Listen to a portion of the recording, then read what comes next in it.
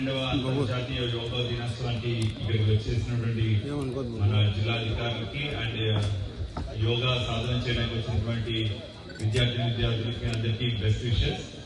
So ఎంతమందికి బాగా నచ్చింది yoga? Can you rise your hands please? Okay, so excellent. So yoga daily practice చేస్తే ఎంత బాగుంటుంది అనేది మనకి ఈరోజు బాగా అర్థమైంది. Yoga is the only exercise which can be done at a very limited space.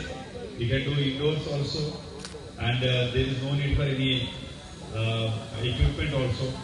One mat is quite enough to perform yoga, and yoga can be made part of your day.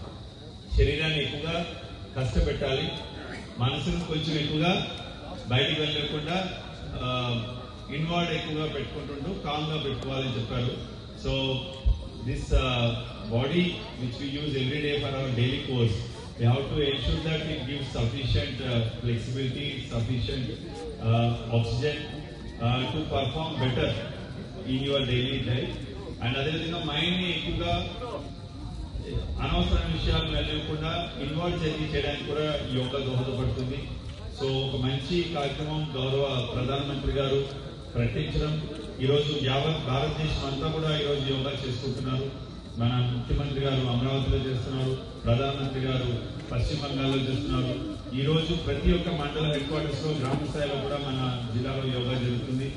So యోగాని అందరూ కూడా daily life లో ఒక భాగంగా చేసుకొని preventive health care లో భాగంగా యోగా సరిగ్గా రోజుగా సాధన చేసినట్లయితే మనకి ఏ రకమైన ఆరోగ్య సమస్యలు కూడా రావు. దానికి ఉదాహరణ మన నారాయణ రెడ్డి గారు, ఆయన 76 years, బట్ ఇక్కడ ఉన్న వాళ్ళందరికన్నా ఆయన బాగా యోగా పర్ఫామ్ చేస్తున్నారు. సో అండ్ అలాగే ఇందాక స్టేట్ టీమ్ లో సెలెక్ట్ అయిన పిల్లలు నలుగురు కూడా చాలా బాగా యోగా పర్ఫామ్ చేశారు.